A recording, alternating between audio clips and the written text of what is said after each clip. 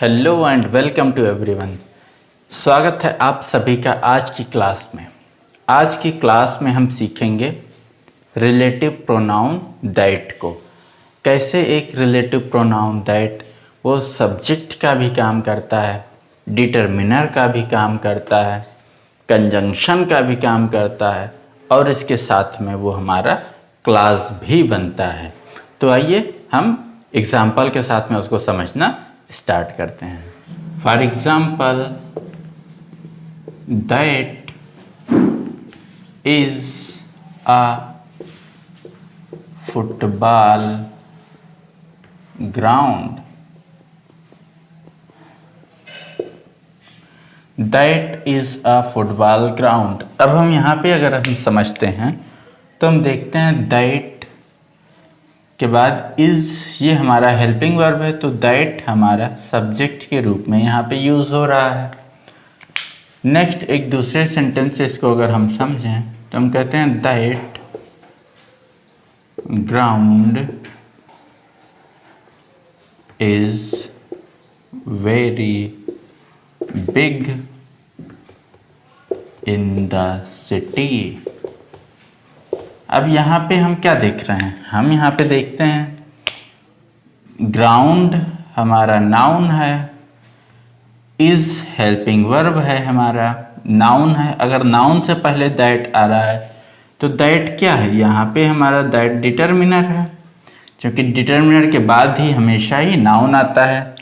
Next case में अगर हम समझें, यहाँ पे हमने देखा दैट सब्जेक्ट के रूप में यूज हुआ, जो कि सब्जेक्ट अपने बाद वर्ब लेता है। यहाँ पे हमने देखा दैट डिटरमिनर के रूप में यूज हुआ। एक दूसरा सेंटेंस हम लेते हैं, I didn't know that she is your friend. I didn't know that she is your friend। मैं नहीं जानता था कि she is your friend, कि वो आपकी फ्रेंड है। तो यहाँ पे that हमारा ये एक सेंटेंस एक क्लॉज को दूसरे क्लॉज के साथ में जोड़ रहा है। तो यहाँ पे that किस तरीके से यूज़ हो रहा है? यहाँ पे कंजंक्शन के तरीके से यूज़ हो रहा है। नेक्स्ट एक सेंटेंस से इसको हम समझने की कोशिश करते हैं।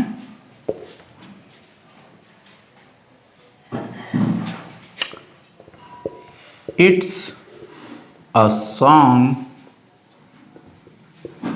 that my mother taught me। It's a song that my mother taught me। It's a song that my mother taught me। अब यहाँ पे हम देखते हैं it's a song that my mother taught me. यहाँ जो दैट आ रहा है, that my mother taught me, तो ये पूरा यहाँ पे पूरा सेंटेंस को आपस में अपने साथ में रिलेट कर रहा है। और यहाँ पे दैट रिलेटिव क्लॉज के रूप में यूज हो रहा है। Relative clause. अब रिलेटिव क्लॉज हम लोगों ने पहले भी पढ़ा हुआ है, लेकिन थोड़ा सा इसको यहाँ पे हम क्लियर करते हैं। अब जो हमारे रिलेटिव क्लॉज होते हैं वो सारे रिलेटिव क्लॉज एडजेक्टिव क्लॉज बनते हैं। वो सारे हमारे एडजेक्टिव क्लॉज बनते हैं। अब जो भी ये हमारे रिलेटिव क्लॉज होते हैं इन्हें हम देखते हैं थोड़ा सा। रिलेटिव क्लॉज ये हमारे टू टाइप्स के होते हैं। एक तो जिन्हें हम बोलते हैं non defining relative clause, second होता है डिफाइनिंग रिलेटिव क्लॉज। जो नॉन डिफाइनिंग रिलेटिव क्लॉज होते हैं ये हमें एक्स्ट्रा इंफॉर्मेशन की जानकारी देते हैं। एक्स्ट्रा इंफॉर्मेशन, ये तो एक्स्ट्रा इंफॉर्मेशन होते हैं। लेकिन जो डिफाइनिंग रिलेटिव क्लॉज होते हैं, ये हमें रिक्वायर्ड इंफॉर्मेशन की जानकारी देते हैं। रिक्वायर्ड इंफॉर्मेशन यानी कि डिफाइनिंग रिलेटिव क्लॉज ये जहाँ भी आएंगे तो इनके लिए जो जानकारी होगी वो हम इसको छोड़ नहीं सकते हैं, और एक्स्ट्रा इन्फॉर्मेशन जो होगा इसको तो हम छोड़ भी सकते हैं।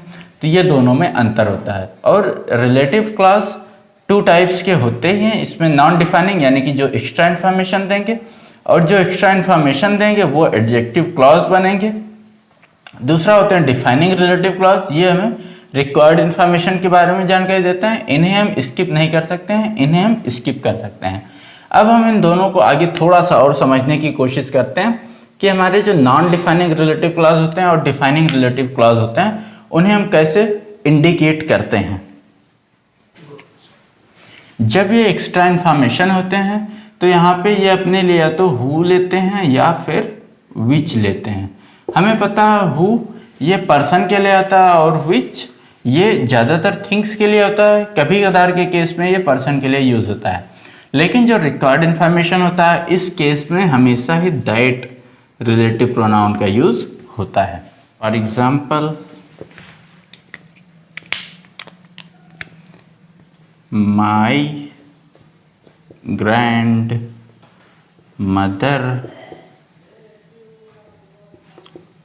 Who is 87 goes swimming daily। अब यहाँ पे हम देखते हैं my grand mother who is 87 goes swimming daily. अब यहाँ पे हम देखते हैं माई ग्रैंड मदर, अगर यहाँ पे हु इज 87 ये हम यहाँ पे रखें या इसको यहाँ से स्किप कर दें तो भी सेंटेंस पे कोई इफेक्ट नहीं पड़ेगा। My grand mother goes swimming daily, ठीक है। तो यहाँ पे हमारा क्या है, ये हमारा नॉन डिफाइनिंग रिलेटिव क्लॉज है, यानी कि ये एक्स्ट्रा इन्फॉर्मेशन दे रहा है। और एक्स्ट्रा इन्फॉर्मेशन के केस में हम देखते हैं कि यहाँ पे हमेशा ही हु लगेगा पर्सन के केस में। नेक्स्ट इसको हम थोड़ा सा दूसरे सेंटेंस से समझने की कोशिश करते हैं। The building which was built in 1883 has been opened for the public। अब यहाँ पे भी हम ठीक देखते हैं the building which was built in 1883। अब यहाँ पे देखें विच वॉज बिल्ट इन 1883, ये अगर हम इस सेंटेंस से हटा भी दें the building has been opened for the public, तो इस सेंटेंस पे फिर भी कोई इफेक्ट नहीं पड़ेगा। तो ये हमारा क्या, ये एक्स्ट्रा इन्फॉर्मेशन का केस है। तो हम यहाँ पे एक्स्ट्रा इन्फॉर्मेशन के केस में हम हमेशा ही विच को प्रेफर करते हैं, यहाँ पे बाकी कुछ भी इसको हम यूज़ नहीं करते हैं। तो ये हम ध्यान रखते हैं कि जब भी हमारा एक्स्ट्रा इन्फॉर्मेशन का केस होगा यानी कि ये हमारा नॉन डिफाइनिंग रिलेटिव क्लॉज होगा, नॉन डिफाइनिंग रिलेटिव क्लॉज। और यहाँ पे भी एक्स्ट्रा इन्फॉर्मेशन है तो यहाँ पे भी ये नॉन डिफाइनिंग रिलेटिव क्लॉज यही बनेगा। और जब भी ये डिफाइनिंग रिलेटिव क्लॉज होगा यानी कि रिक्वायर्ड इन्फॉर्मेशन का केस होगा तो वहाँ पे दैट का यूज़ होगा।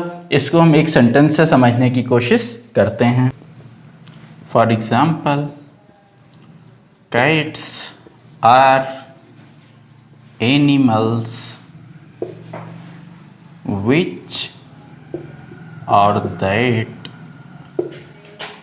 Have soft for.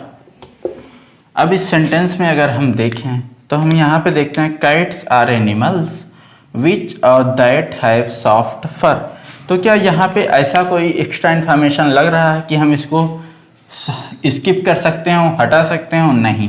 Cats are animals which और दैट हैव सॉफ्ट फर, तो यहाँ पे कोई एक्स्ट्रा इन्फॉर्मेशन नहीं है, जो इन्फॉर्मेशन है वो बिल्कुल रिक्वायर्ड है। तो इस केस में यहाँ पे विच का यूज़ कभी नहीं होगा, सिर्फ दैट का यूज़ होगा। Cats are animals that have soft fur. Next इसको हम एक दूसरा सेंटेंस से भी समझने की कोशिश करते हैं। The teacher who or that